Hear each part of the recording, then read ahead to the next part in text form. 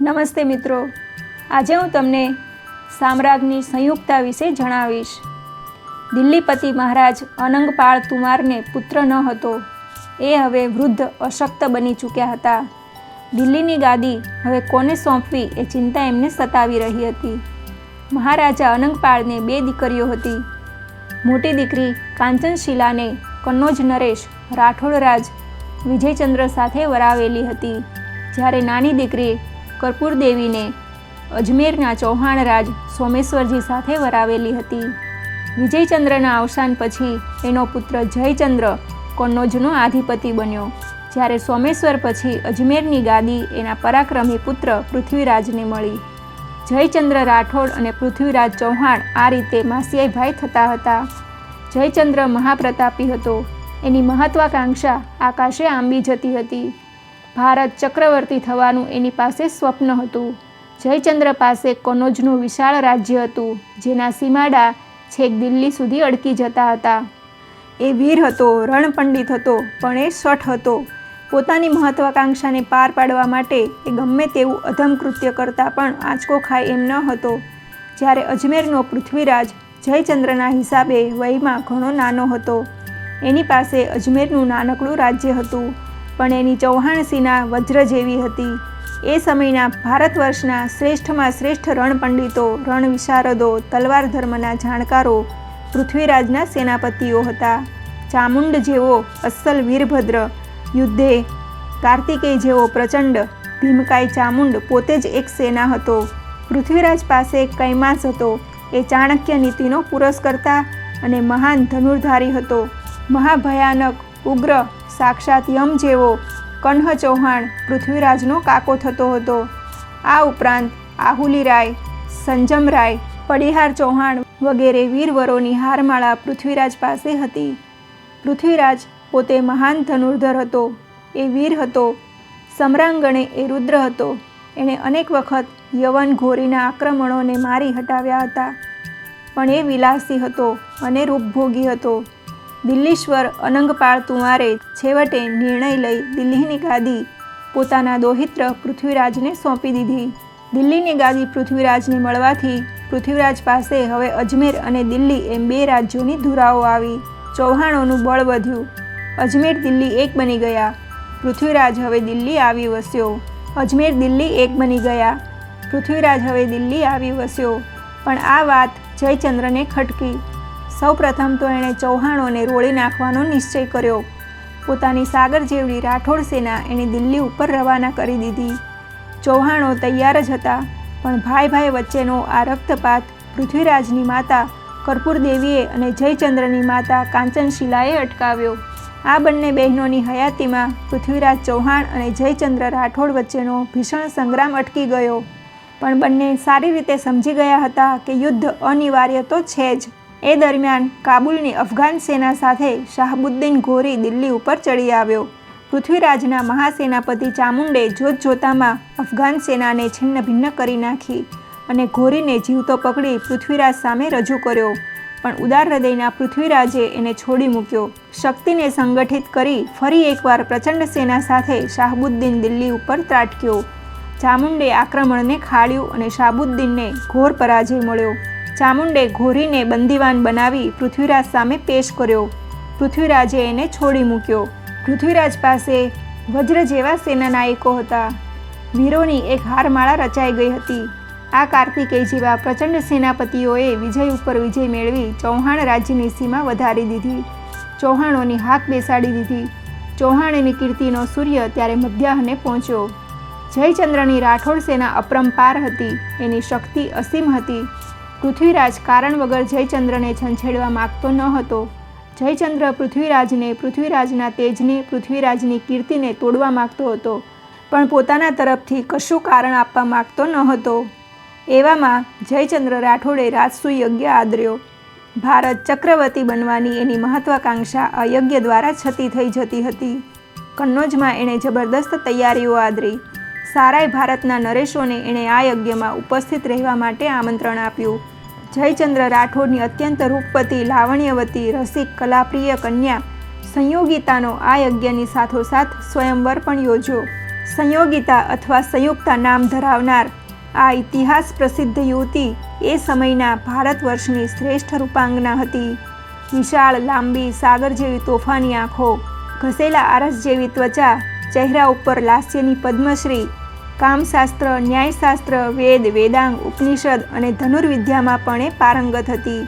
એની બુદ્ધિ, એની મેઘા, એની વાણી, એનું સૌંદર્ય એની તોલે આવે એવી એક પણ રૂપાંગના હતી જ નહીં. જયચંદ્ર રાઠોડને પોતાની આ લક્ષ્મી અને સરસ્વતી જેવી કન્યા ઉપર ભારે ગર્વ હતો. પણ જયચંદ્રના કમનસીબે, એના દુર્ભાગ્યે એની આ પુત્રી હૃદયપૂર્વક પૃથ્વીરાજને ચાહતી હતી અને આ વાતની ગંધ જયચંદ્રને ન હતી. સંયુક્તા પૃથ્વીરાજની વિજય પરંપરાઓ જોઈ રહી હતી. કાબુલના શાહબુદ્દીનને પૃથ્વીએ 4 વખત હરાવ્યો હતો અને દરેક વખતે એને જીવતદાન આપ્યું હતું. સંયુક્તાની નજર સામેની જ પૃથ્વીની આ ઉદારતા હતી. મહાકવિ ચંદના કાવ્યોથી એ પાગલ બની જતી હતી. ચંદે પૃથ્વીરાજના પરાક્રમોને વર્ણવતા, એની રૂપછટાને વર્ણવતા, એની ધનુર્વિદ્યાને વર્ણવતા સેંકડો કવિતાઓ રચી હતી. પૃથ્વીના શૌર્ય, વિજય પરંપરાએ, ઉદારતાએ, કામદેવ જેવા એના દેહ લાલિત્યે, ધનુર્વિદ્યાએ અને એની પાસે ખડી થયેલ વીરોની હારમાળાએ સંયુક્તાને આકર્ષી હતી. એ મનથી જ પૃથ્વીને વરી ચૂકી હતી. બીજી તરફ પૃથ્વીરાજ પણ સંયુક્તાના મનોભાવથી અજાણ ન હતો, પણ વચ્ચે લોહીનો સાગર ઘૂઘવતો હતો. જયચંદ્ર રાઠોડને પડકારવો, એને યુદ્ધનું નોતરું આપવું એટલે સાક્ષાત રુદ્ર સામે રણ જગાડવા બરાબર હતું. પૃથ્વી આ વાત સમજતો હતો, પણ ઘમંડી જયચંદ્રે રાજસુ યજ્ઞ અને સંયુક્તા સ્વયંવરમાં આવવા માટે પૃથ્વીરાજને આમંત્રણ ન આપ્યું.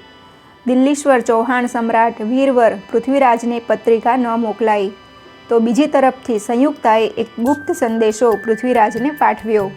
મારે માટે તો હે પિથલ, તમે જ ભારત ચક્રવર્તી છો, તમે જ રુદ્ર છો અને તમે જ કામદેવ છો. હું હૃદયથી તો જ્યારથી કવિવરના કાવ્યો સાંભળ્યા ત્યારથી તમને વરી ચૂકી છું.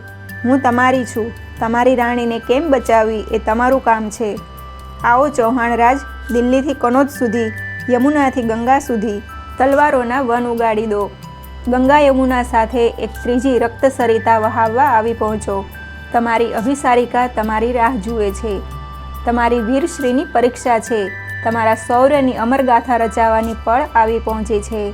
ચૌહાણોની શક્તિનું માપ મેળવવાની આ ઘડી છે. ઘૂઘવતા સાગર જેવડી રાઠોડ સેના વચ્ચેથી જે વીરશ્રેષ્ઠ મારું હરણ કરી શકે એવા ફક્ત તમે જ છો. આવો ચૌહાણ રાજ, તમારી સંયુક્તાએ તમારા માટે વિજયમાળા ગૂંથી રાખી છે. ધન્ય છે રાઠોડ કન્યાને. પૃથ્વીરાજનો કાકો કન્હ ચૌહાણ બોલી ઉઠ્યો. પિથલ, બાણાસુરને 1000 હાથ હતા, જયચંદ્રને 10,000 હાથ છે. કંઈ વાંધો નહીં, એ બાહુઓને હું કાપી નાખીશ, પણ તને ભરવા માગતી આ યુવતીને દિલ્હીના રંગમહેલમાં લાવવી જ રહી. પૃથ્વીરાજે પોતાના વીરભદ્ર સેનાપતિ ચામુંડ સામે જોયું. ચામુંડ બોલ્યો, મહારાજ, એ કન્યા તો આપને વરી ચૂકી છે. હવે આપણે એને નહીં બચાવીએ તો એને માટે આત્મહત્યાનો જ માર્ગ ખુલ્લો રહેશે. ચૌહાણ રાજ, આ તો પ્રતિષ્ઠાનો સવાલ છે. હું ચૌહાણોને લઈને રાઠોડોને રોકીશ, આ મારું વચન છે. ચૌહાણ રાજ, કૈમાસ બોલી ઉઠ્યો. પૃથ્વીરાજનો એ મહાઅમાત્ય હતો અને મહાબુદ્ધિશાળી કૌટિલ્ય હતો. જોખમ છે, પણ જોખમ, સાહસ અને શૌર્ય વગર કશું મળતું નથી. હું કોઈ બહુ મોટું યુદ્ધ રાઠોડો સાથે ખેલવા માગતો નથી. એમાં ચૌહાણો અને રાઠોડો બંનેની શક્તિ ક્ષીણ થાય અને સરહદે ઊભેલો પેલો ઘોરી એ તકનો લાભ ઉઠાવી લે. કૈમાસ, પૃથ્વીરાજે પૂછ્યું, શું કરવું? તું યોજના બતાવ. મહારાજ, ચામુંડ ચૌહાણ સેના સાથે દિલ્હી અને કનોજની વચ્ચે રહે. 5000 ચૌહાણો સાથે તમે, હું, ચંદ, કન્હ ચૌહાણ વગેરે રાજસુ યજ્ઞમાં અને સ્વયંવર જોવા કનોજમાં ઘૂસી જઈએ. કૈમાસે કહ્યું. શી રીતે? ઘણા રસ્તા છે મહારાજ, કૈમાસ બોલી ઉઠ્યો. આપણે જુદે જુદે વેશે વિદૂષક બની, ગવૈયા બની, નૃત્યકારો બની, નાટ્યકારો બની, વેપારી બની, હીરામાણેકના સોદાગર બની, ઘોડા વેચનારાઓ બની કનોજમાં દાખલ થઈ શકીશું. એ વાત તમે મારી ઉપર છોડી દો. સંયુક્તાને આપણે સ્વયંવર મંડપમાંથી જ ઉઠાવવી છે. રણઘેલા ચૌહાણો હર્ષથી ચિચિયારીઓ પાડી ઉઠ્યા. મહારાજ, કૈમાસ બોલી ઉઠ્યો, મેં સાંભળ્યું છે કે જયચંદ્રે તમારી પથ્થરની પ્રતિમા બનાવી સ્વયંવર મંડપને દ્વારે રાખી છે. આ પ્રતિમાની પાસે જ આપણે એકઠા રહેવાનું છે. યોજના મુજબ ચૌહાણો જુદે જુદે વેશે કનોજમાં ઘૂસી ગયા. પૃથ્વીરાજ એક નટ મંડળીનો સૂત્રધાર બન્યો. જ્યારે સ્વયંવર દિન આવી પહોંચ્યો અને સ્વયંવર મંડપમાં સંયુક્તા વરમાળા લઈ દાખલ થઈ ત્યારે પૃથ્વીરાજ સિંહની માફક કૂદી પડ્યો. સંયુક્તાને પકડી તલવાર કાઢી એણે ગર્જના કરી, હું ચૌહાણ રાજ પૃથ્વીરાજ આ સંયોગિતાને હરી જાઉં છું. જેની તલવારમાં પાણી હોય એ આવે. રણયુત્સકોને હું લલકારું છું. વીજળીની ઝડપે એ બહાર ઘસ્યો. ચંદે તૈયાર રાખેલા અશ્વ ઉપર રાંગ વાળી એણે સંયુક્તાને ખેંચી લીધી. રાઠોડો સમજે વિચારે એ પહેલાં જ પૃથ્વીરાજ કન્નોજની બહાર નીકળી ગયો. જયચંદ્ર દાવાનળની જેમ ભભૂકી ઉઠ્યો. રાઠોડો એને કાપી નાખો. સંયુક્તાની દયા ન ખાશો. એ બંનેને વીંધી નાખો. મારે એ બંનેના માથા જોઈએ. કન્હ ચૌહાણની ચૌહાણ સેનાની વજ્ર દિવાલને ભેદવી એ લોઢાના ચણા ચાવવા બરાબર હતું. મહાબળવાન રાઠોડ સેના વછૂટી પણ એવડી વિશાળ સેના તૈયાર થાય એ ગાળામાં તો પૃથ્વીરાજ ચામુંડને આવી મળ્યો. ચૌહાણ રાજનો જય હો, ચામુંડે ગર્જના કરી. તમે દિલ્હી પહોંચો મહારાજ, હવે વિજય આપણો જ છે. હવે રાઠોડો છે અને ચામુંડ છે. એ દરમિયાન કન્હ ચૌહાણ, કૈમાસ, ચંદ વગેરે આવી પહોંચ્યા. સુસવતા મરુતના સમૂહ જેવી રાઠોડ સેના પણ આવી. ચામુંડે ભૂખ્યા વાઘ જેવા ચૌહાણોને છોડી મૂક્યા. 10,000 રાઠોડો અને 8,000 ચૌહાણો આ યુદ્ધમાં કપાઈ ગયા. યુદ્ધને અંતે યુદ્ધનું મેદાન ચામુંડ પાસે જ રહ્યું. આ પરાજયને, આ કલંકને, આ ડાઘને ભૂંસી નાખવા જયચંદ્રે પ્રતિજ્ઞા લીધી. દિલ્હી ઉપર ચૌહાણોને નષ્ટ ન કરું તો હું રાઠોડ નહીં. જયચંદ્ર રાઠોડે વેરની ગાંઠ વાળી લીધી. એણે પૃથ્વીરાજના એક સેનાનાયક આહુલીરાયને સાધ્યો. બંને વચ્ચે ગુપ્ત મંત્રણા યોજાઈ. જયચંદ્રે આહુલીરાયને યમુનાનો વિશાળ પ્રદેશ આપવાની લાલચ આપી. આહુલીરાયે યુદ્ધના સમયે દગો કરી પૃથ્વીરાજને જીવતો પકડાવી આપવાનું વચન આપ્યું. બીજી તરફ જયચંદ્રે કાબુલના મોહમ્મદ શાહમુદ્દીન ઘોરીને સાધ્યો. દિલ્હી ઉપર પ્રચંડ સેના સાથે તૂટી પડવા જયચંદ્રે ઘોરીને સમજાવ્યો. ઘોરીને વિશાળ અન્ન ભંડાર પૂરો પાડવાની બાંહેધારી રાઠોડ રાજે આપી. સંયુક્તાના રૂપ ઉપર પૃથ્વીરાજ અંધ બની ગયો. રાત અને દિવસ એ સંયુક્તાના રંગમહેલમાં જ રહેવા લાગ્યો. ધીમે ધીમે રાજ્યકારભાર ઉપરથી એની પકડ ઓછી થઈ ગઈ. આ તકનો લાભ લઈ દગાબાજ આહુલીરાયે પૃથ્વીરાજના જમણા હાથ એવા કૈમાસને હણી નાખ્યો. સાક્ષાત વીરભદ્ર જેવા ચામુંડને બંદીખાને પૂર્યો. કવિવર ચંદે પૃથ્વીરાજને સમજાવવા ઘણા પ્રયત્ન કર્યા પણ એની આંખ ન ઉઘડી. નૃત્યો, ગીતો, જળક્રીડા, મધ્ય અને રૂપાંગનાઓનો સુંવાળો સહચાર છોડવા એ તૈયાર ન હતો. અને બરાબર ત્યારે જ ઝંઝાવાતી સેના સાથે શાહબુદ્દીન ઘોરી થાણેશ્વરના મેદાનમાં આવી પહોંચ્યો. દિવસોની તપશ્ચર્યા પછી કવિવર ચંદ પૃથ્વીરાજને મળી શક્યો. પિથ્થલ, ઘોરી થાણેશ્વરમાં આવી ઊભો છે. ચંદ, મને યુદ્ધમાં રસ નથી. આહુલીરાયને કહે ચૌહાણ સેના મોકલી આપે. પૃથ્વીરાજે બગાસું ખાધું. રાજાની આ નફટાઈ, આ ઉદ્ધતાઈ જોઈ કવિવરનું લોહી ઉકળી ઉઠ્યું. મહારાણી, સંયુક્તા તરફ જોઈ ચંદ બોલ્યો, પિથ્થલની આ દશા માટે તમે જવાબદાર છો. યુદ્ધ તો અનિવાર્ય છે. કૈમાસ નથી. ચામુંડ બંદીગૃહે છે. આહુલીરાયનો ભરોસો થાય એમ નથી. આ દેશની સ્વતંત્રતા જવા બેઠી છે. દિલ્હી ઉપરથી ચૌહાણો ઉથલી પડવાના એંધાણ કળાય છે. આ રાજા, આ ચૌહાણ, આ શરાબી, આ સૌંદર્ય ભ્રમર, આ શું દેશની રક્ષા કરવાનો હતો? મને દુઃખ છે મહારાણી કે એક વીરવર, વીરભદ્ર અને સંગ્રામે સાક્ષાત રુદ્ર જેવા પુરુષને તમે કામ પુરુષ બનાવી દીધો. હવે હિન્દુસ્તાનની પરાધીનતા હાથવેતમાં છે. જ્યારે રાજા ધર્મ ભૂલે છે ત્યારે સર્વનાશ સર્જાય છે. સંયુક્તાને સમજાયું કે પોતે પોતાનો નારી ધર્મ ભૂલી છે, ક્ષત્રાણી ધર્મ ભૂલી છે, આર્યત્વને ભૂલી છે અને રાજપૂતી પરંપરાને ભૂલી છે. એણે તરત જ કવિવરને હાથ જોડી વંદન કરતાં કહ્યું, કવિરાજ, તમે મને ધર્મ સમજાવ્યો છે. ખેર, જાગ્યા ત્યાંથી સવાર. સંયુક્તાએ પૃથ્વીરાજને ઢંઢોળ્યો. ચૌહાણ, હથિયાર સંભાળો. પિથ્થલ, શત્રુ બારણે ટકોરા મારે છે. તમારી ધનુર્વિદ્યાનો પરિચય આપો. તમારી સમર વિજયી રણહાકથી યવનોના કાળજા કંપાવી મૂકો. ઉઠો ચૌહાણ, તમારી તલવાર સંભાળો. તમારી તોમર, તમારો ભાલો અને તમારા તોખારને સંભાળો. સંયુક્તા, પૃથ્વીરાજે લોચા વાળ્યા. યુદ્ધ? જવા દે યુદ્ધની વાતોને. કંઈક મનભાવન ગાય સંભળાવો પ્રિયે. મહારાજ, ચૌહાણરાજ. સંયુક્તા ગરજી ઉઠી. આજથી સંયુક્તા હવે તમને મોઢું નહીં બતાવે. વિજય મેળવીને આવો. હું તમને ફૂલડે વધાવીશ. સંયુક્તા હવે સંયુક્તા નથી, એ હવે રાજપૂતાણી છે. પૃથ્વીરાજને પણ પોતાની પરિસ્થિતિનું ભાન થયું. એ શર્મિંદો બની ગયો. ચૌહાણ સેના લઈ એ થાણેશ્વર આવી ઊભો.